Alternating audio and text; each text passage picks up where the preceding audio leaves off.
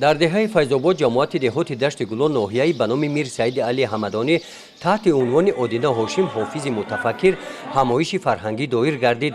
ин чорабиниро бо сухани ифтитоҳӣ ҷонишини раиси ноҳия оғоз намуда аз лаҳзаҳои зиндагии ин шахсияти шинохтаи кишвар ёдовар гардиданд.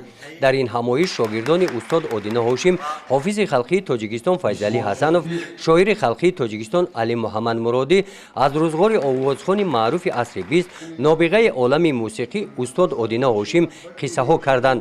қайд карда шуд, ки Одина Ҳошимов тавонист дар давоми умри кӯтоҳи 56-солаи худ ҳунармандони зиёдеро ҷамъ оварда мактаби махсуси овозхонии худро таъсис бидиҳад. ӯ овозхони нотакрор буд.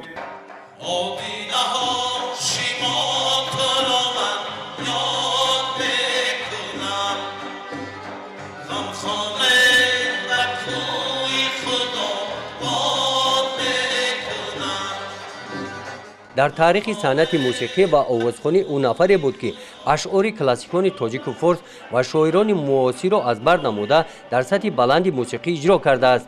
дар қатори аз бар кардани ашъори ҳофизу бедил, хайёму ҷомӣ, саидо, саноиву соиб, саъдиву камол, саҳво ва шеърҳои шоирони гумном низ оҳанг баста онҳоро ба мухлисони сершумораш муаррифӣ кардааст.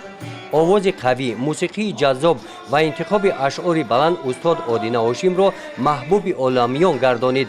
ба номи устод Одина Ҳошим дар маркази ноҳияи ба номи Мир Саид Алии Ҳамадонӣ филармонияи мардумӣ фаъолият намуда, қисми зиёди ҳунармандони он шогирдони устод Одина Ҳошимов мебошанд. дар бораи рӯзгор ва фаъолияти Одина Ҳошимов дар тӯли тақрибан 30 сол китобҳои зиёд рӯи чоп омаданд. хушбахтона дар арфаи ҷашни 30-солагии ҷашни давлатии истиқлоли Тоҷикистон аз лаҳзаҳои гуворову ногувори зиндагии ҳунарманд аз забони дӯстон, мухлисон ва ҳаводорони ҳунари ӯ бо унвони Пири фалаксарӯён китоби нав рӯи чоп омад.